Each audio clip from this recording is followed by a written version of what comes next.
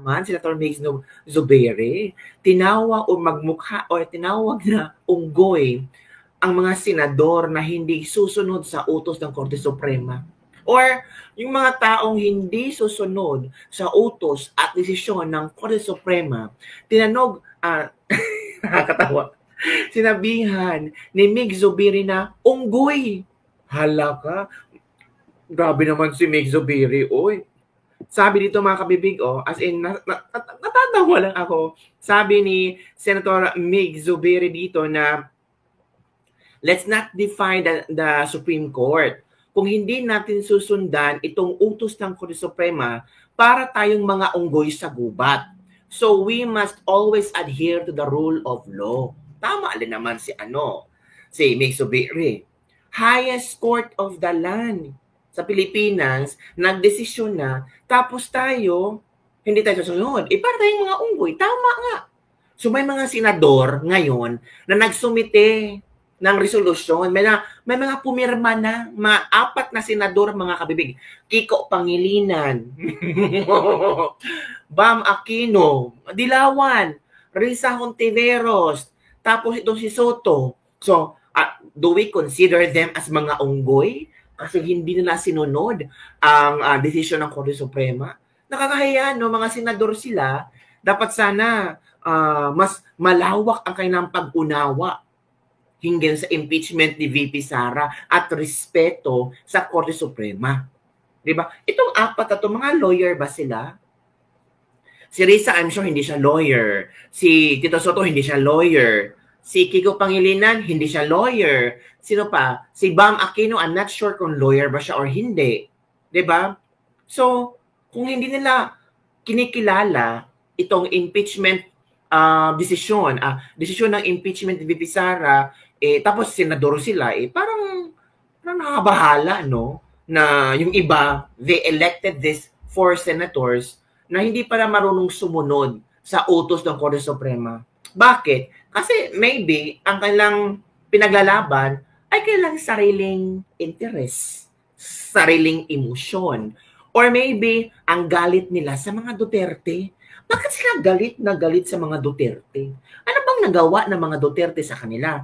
Ito si Bam Aquino noong panahon ng eleksyon, iwas komento sa impeachment ni Sara. Mas marami pa daw dapat asikasuhin at ayusin sa gobyerno. Ngayong na-elect na, ay parang ito yata ang gustong magpasimuno na ma-impeach si VP Sara. Diba? Eto ito yung video ni Senator Mig Zubiri nung tinanong siya about sa desisyon ng Korte Suprema at ano ang kanyang reaction hinggil dito sa mga taong hindi sumunod sa utos. Ito kabibig makinig tayo Okay, Migs.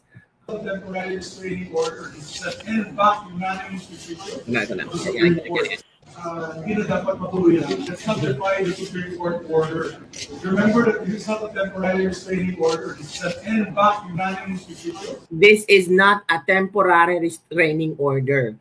This is already the final decision of the Supreme Court. Hindi ito TRO. The Supreme Court. Kung hindi natin susundan itong utos ng Korte Suprema, para tayo mga unggoy sa gubat. We're no different than the monkeys in the forest. Correct. Who do not listen to rule of law. So we must always adhere to the rule of law. Let's not defy the Supreme Court order. Remember that this is not a temporary restraining order. This is an end back unanimous decision of the Supreme Court. Kung hindi natin susundan itong utos ng Korte Suprema, para tayo mga unggoy sa gubat. We're no different than the monkeys in the forest who do not listen to rule of law. So we must always adhere to the rule of law. Agoy! Naku po, Mig Zubiri. Yung kasamahan mo sa minority black pa naman ang pumirma at nagpalaganap ng resolution. Paano mo parang kung ako si Mig Zubiri, I have to ask myself, kailangan ko bang maging membro ng minority black? Puro yata ito mga mga ayaw sa mga Duterte.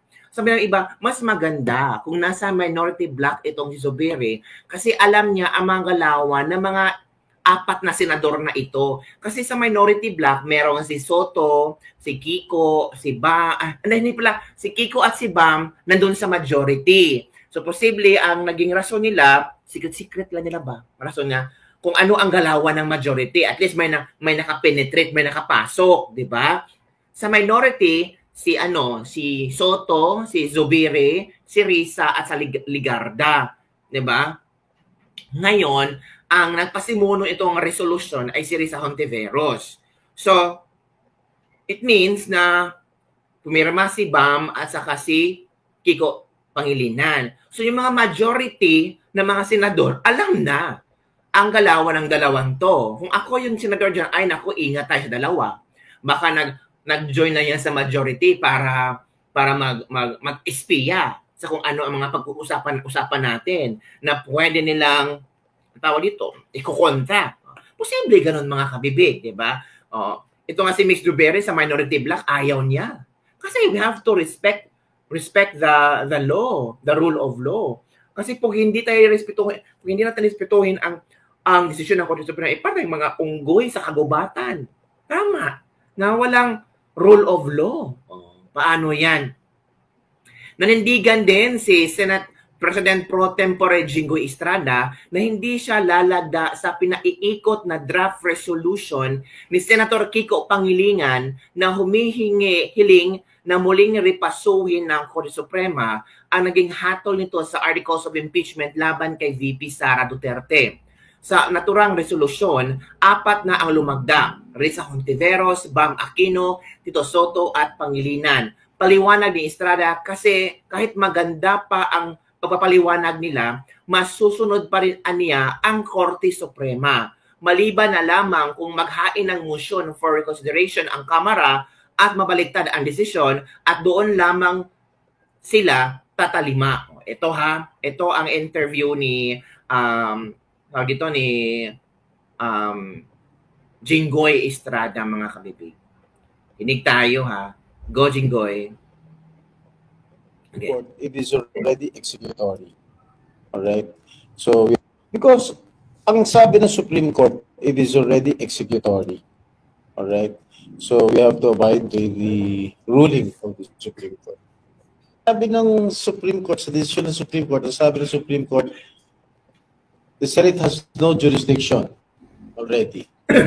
Dahil unconstitutional nga yung final ng House of Representatives. So, you do not have any jurisdiction anymore. And the Senate will not convene as an impeachment court because we do not have any jurisdiction anymore.